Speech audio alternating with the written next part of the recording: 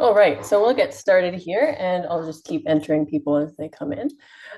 So thank you to everyone for joining our webinar today.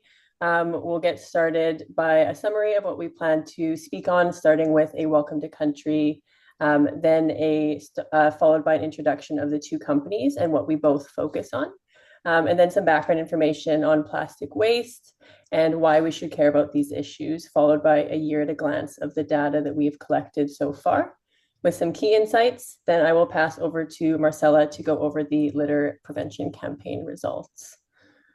So I'd like to begin today by acknowledging the traditional custodians of the land on which we meet today and pay my respects to their elders past and present. I'd also like to send my respect to Aboriginal and Torres Strait Islanders people here today. So getting started, my name is Sydney. I'm the marine scientist and data manager at Seabin Pty.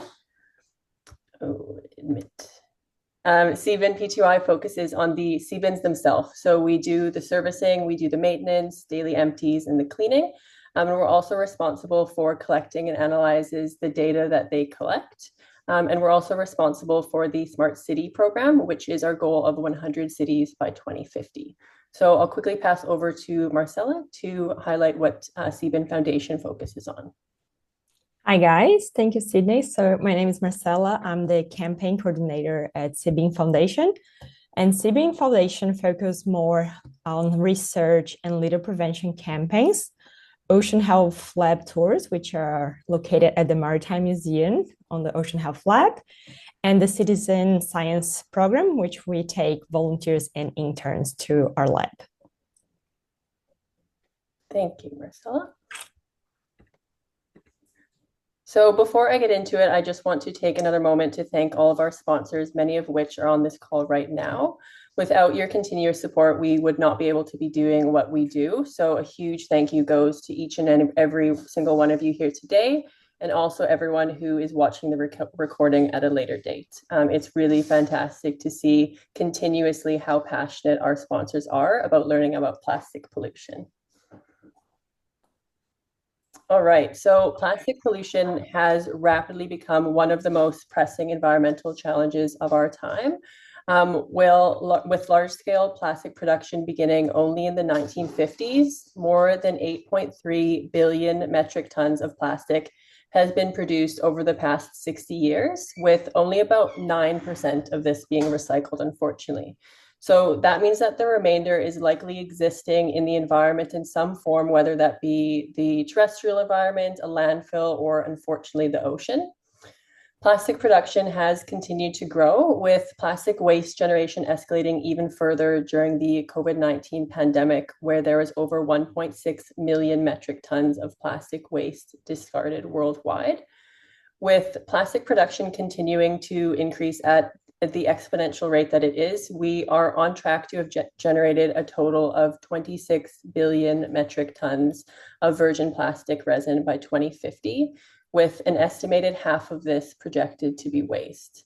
So I know right now I'm talking really big numbers, so I just thought I'd give everyone a bit of a scale to hopefully grasp just how big this is. And I know we have people from different backgrounds, so I wanted to do just a very broad scale. So 1 metric ton is the equivalent of 1 Toyota Prius. Hopefully everyone in this room knows what that is. Moving on. So the estimates of global plastic leakage into the aquatic system is believed to be between 4.8 to 23 million metric tons of plastic every single year. Approximately 80% of this flows from land into the oceans, with the remaining 20% attributed to the fisheries industry. So mismanaged single-use plastic, which makes up the bulk of this litter, are carried into oceans primarily through rivers. And once these plastic reach the oceans, they're often extremely difficult to remove, accumulating in nearshore waters, washing up on the beaches, or getting trapped into ocean gyres. So there's an estimated 5.2 trillion pieces of plastic existing in the ocean right now, with an estimated 3 to 11 million metric tons of plastic residing on the ocean floor as of 2020. Over time, these plastics break down into microplastics due to ultraviolet radiation and mechanical forcing such as waves, making them nearly impossible to clean up. Microplastics, which account for about 60% of the plastic found in coastal zones, are particularly concerning due to their persistent and widespread distribution. Recent research has started to look at how microplastics affect marine life as well as humans. So when plastic becomes prominent in the environment, marine life can unfortunately misunderstand these for food, leading to concerning health risks. Just going to let someone in. In a recent report, it was found that over 93% of marine species are negatively impacted by microplastics, with some possible effects of microplastic exposure in marine life listed below. I will highlight one specific study, which I thought was really interesting, that looked at how microfoam affected zebrafish larvae. So it was found that exposure to this type of microplastic significantly decreased their heart functions, their swimming ability, and caused damage to their DNA. These results are unfortunately not unique to just this species of fish. Rather, we are starting to see more studies come out with similar results among marine life, especially in their larvae stage, where we ideally want them to be growing and developing. So there is a risk for humans when consuming microplastic contaminated fish that this may be a pathway for microplastic to transfer to humans, as there's a probability that high-risk carcinogenic pollutants are absorbed to the fish tissue, such as heavy metals or pesticides. So concerningly, microplastics have been found in multiple human organs, and the bioaccumulation of plastic in the human body can potentially lead to a range of health issues, which are listed on the screen.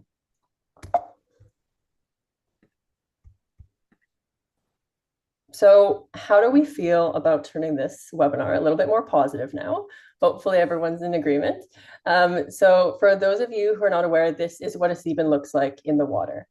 And then on the right side, this is what a design of it looks like. So they're fitted to a dock and have a motor at the very bottom, which draws water from the top all the way through the bottom and working with the natural surface tension of the water, filtering only the top 10 millimeters. They filter 55,000 liters of water per hour, equating to more than 1.32 million liters of water a day.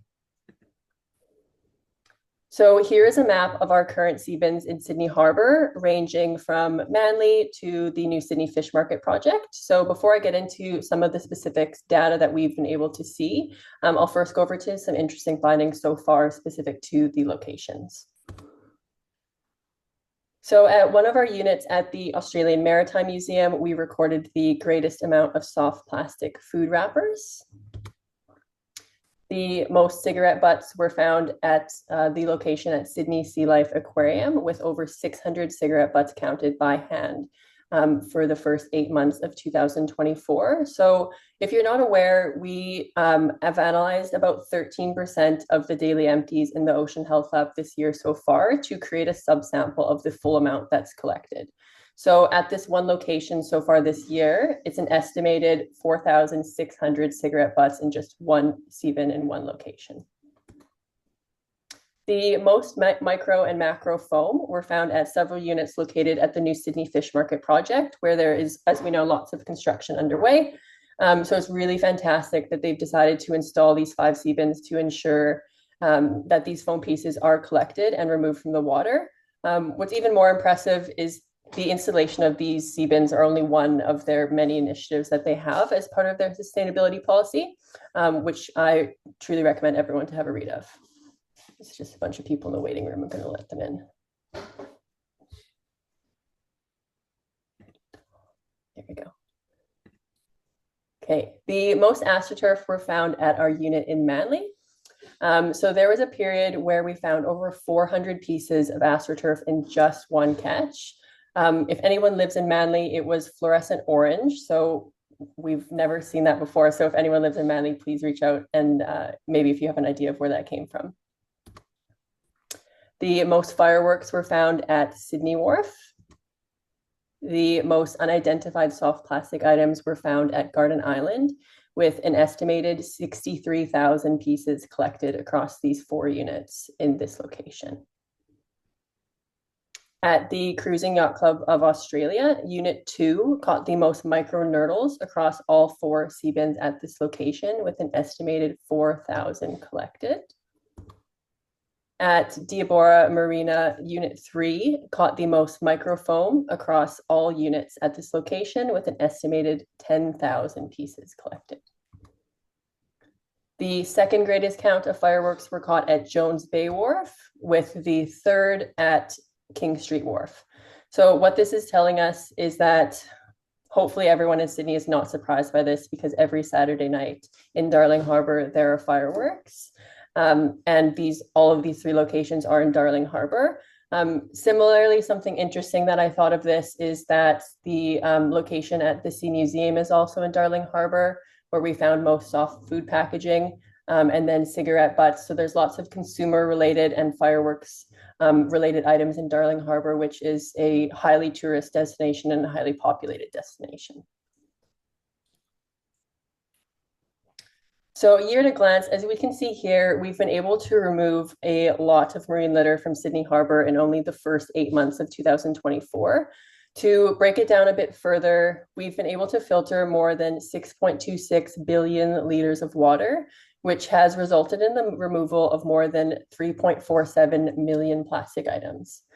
Of these 3.47 million plastic items, 52% were microplastics, followed by unidentified plastic items, soft, then hard, then macro foam.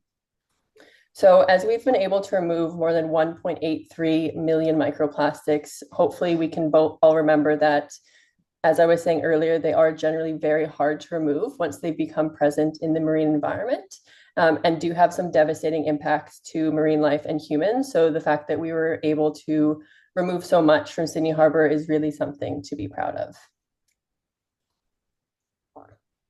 Now, to take the data to be a little bit more specific, we have been able to undergo an analysis of how rainfall affects the amount of microplastics collected. So first, when there is no rainfall, the baseline number, or the expected number, is about 205 microplastics per Seabin. In my opinion, that's about 205 too much, meaning that even in the absence of rain, microplastics are still floating around Sydney Harbour. However, when it does rain, the number increases significantly, specifically with rainfall. With the amount of 1 millimeter increase in rainfall is associated with a 26% increase in marine litter, and a 27% increase in microplastic. So the microplastic percentage did increase along with increasing rain, which resulted in 10 millimeters in rain associated with approximately 55 times the amount of microplastics compared to when there's no rain. Importantly, this can take up to 5 days to see this increase, meaning that it's 5 additional days that microplastics are existing in Sydney Harbour before we're able to remove them. For wind speed, every 1 kilometer per hour increase in wind was associated with an increase in marine litter by approximately 2% and microplastics by 4%. So both of these are supported by existing research that looked at microplastic increasing during rain events through stormwater drains. In a study conducted by Cho et al. 2023, it was found that microplastic peaked in abundance at the start of rain events and similarly increased along with increasing rain. A second study that was completed in the Cooks River estuary in Australia by Hitchcock in 2020 found that microplastic abundance was over 40 times higher during a storm than before the storm occurred. So these results suggest that there definitely needs to be better strategies put in place to strengthen stormwater drains so we don't continue to see these results after rain and wind events. In June 2022, plastic bags were banned and plastic straws were banned in November 2022. Since these dates, we have seen a constant decline in the data we collect, signifying that when policy changes are implemented, they can lead to noticeable improvements in the environment, which highlights the importance of continued legislation efforts to combat plastic waste. With that being said, the Department of Climate Change, Energy, the Environment and Water are seeking views on reforming packaging regulations in Australia to ensure we can minimize waste and support circular economies. So I Truly recommend for everyone to have a read and submit your feedback to ensure we can see less problematic plastic items in Sydney Harbour. And I'll be sure to send a link after the webinar so everyone can have a read of it.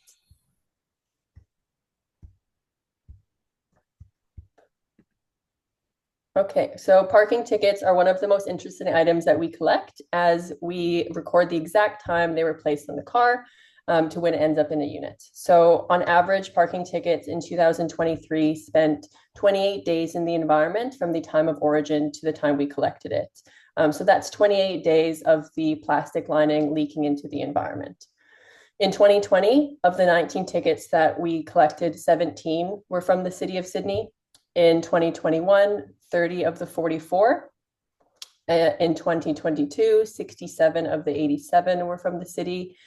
In 2023, 3 of the 30 were from the city of Sydney. And so far this year, we've collected 13 parking tickets with 2 of these from the city of Sydney. So the reason that I'm highlighting this is because since we started collecting them, there's been an 83% reduction in parking tickets, likely from the city of Sydney phasing them out in December 2022, which of course was a fantastic decision for sustainability. Unfortunately, we have heard that they may be bringing back these tickets, so we're hopeful we don't see another increase, but we will of course be sure to report on that in the coming months. So I'll hand over to Marcella now to go over the litter prevention campaigns.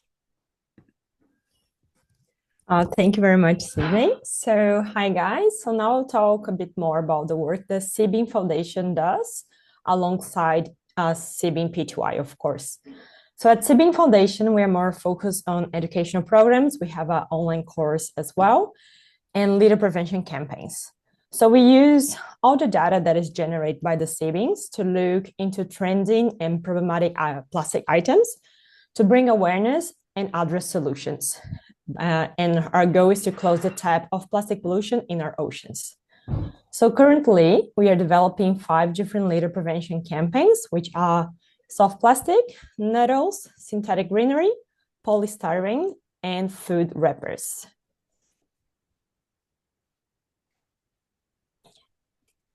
And today I'll present a bit more of our synthetic greenery campaign that is Keep the Turf Out of the Surf.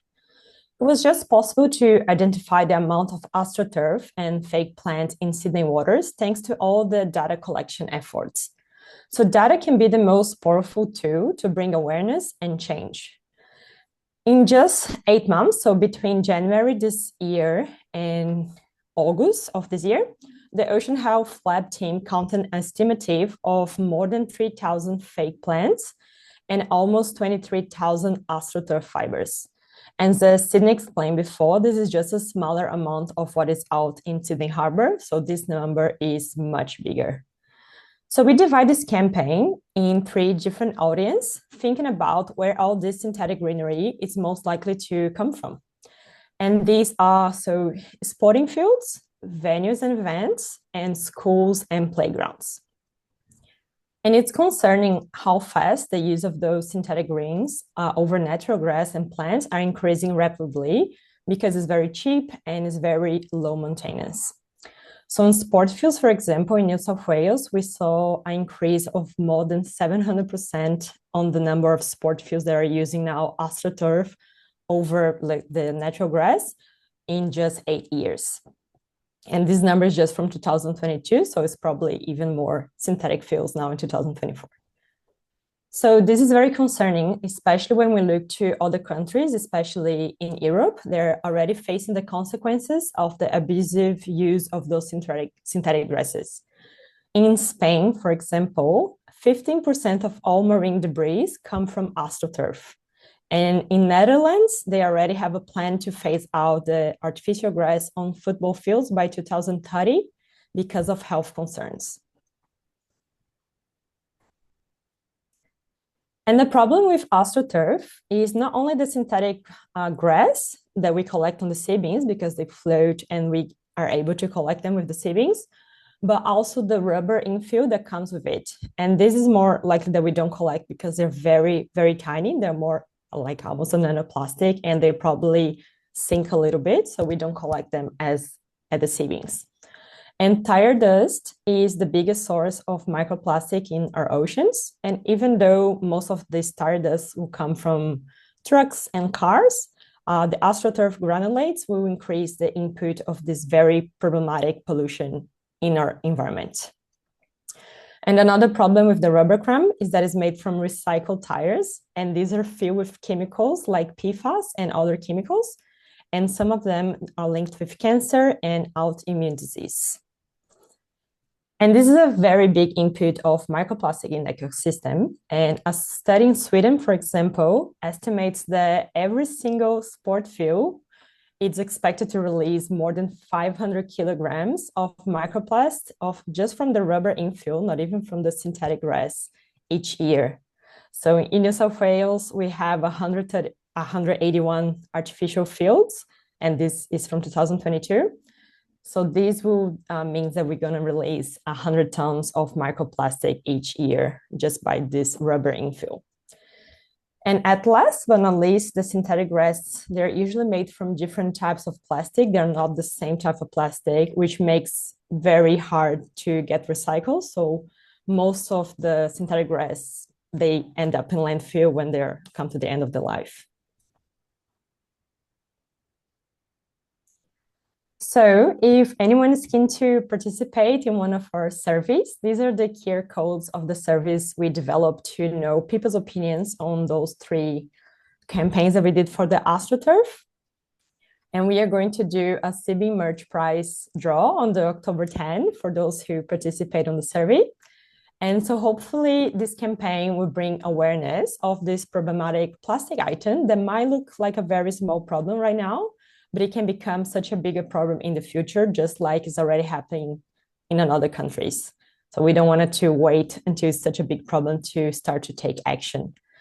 So I hope next time you're out, you can look around and check how much of synthetic green you have around you and check how you feel about it, because once you start seeing, they are pretty much everywhere. Yeah. Great. Thank you so much, Marcy.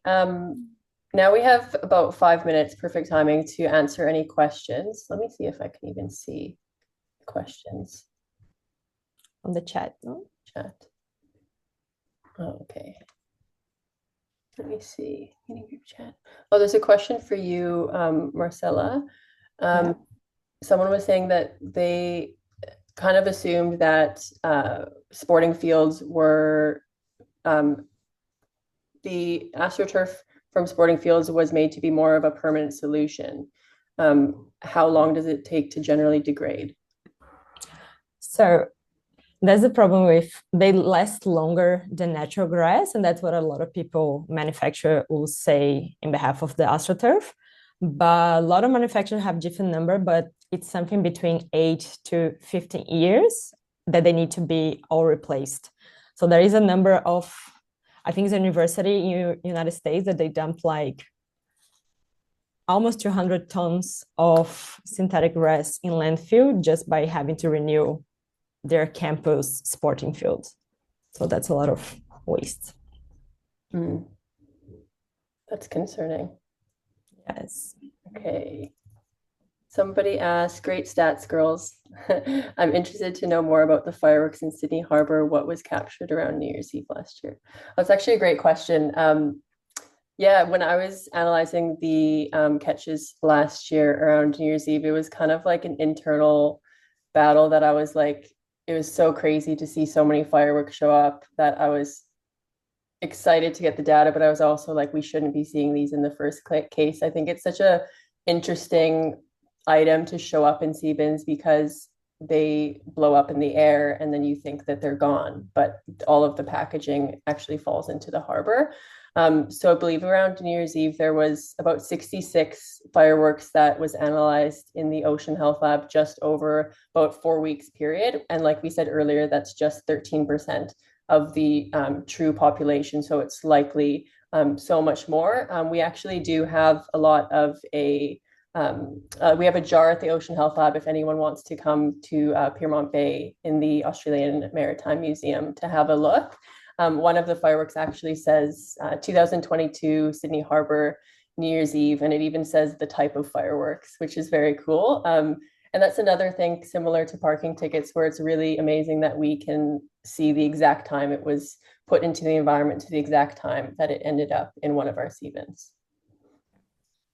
And just responding one question here as well that two people asked, like what we do with all the plastic that we collect. So a couple of items we can address like solutions. So like plastic bottle, we have a partnership to recycle them. And the soft plastic as well is collected by Recycle Smart. But all the other types of plastic we keep on the Ocean Health Lab, mainly for educational purpose. So we use everything that we collect to show to schools. And if you ever go to Maritime Museum and want to come for the lab tour, and then we show all the 55 different categories that we have stored. Thank you. Probably time for one more question. What is the process to get additional Seabins implemented in new locations? Yeah, so first thing first, every Seabin that we have in Sydney Harbour is sponsored by a company. So the sponsor list that I showed at the beginning of this presentation. So of course, that would be step one, to get a company who's passionate about removing these items from Sydney Harbour. And then we look at locations. So the suitable locations for a Seabin would be low wave energy, because they need calm water to be able to filter just the top 10 millimeters of water. And then making sure it's an area that has microplastics and marine litter itself, which unfortunately isn't hard to find in Sydney Harbour. You don't have to look too hard. But yeah, we have 24 Seabins currently existing along the harbour, and we'd love to have more. Hopefully that's the question. I think that's all the time we have, because we're right at 11:30. So if anyone has any more questions, we have both of our names here on the screen.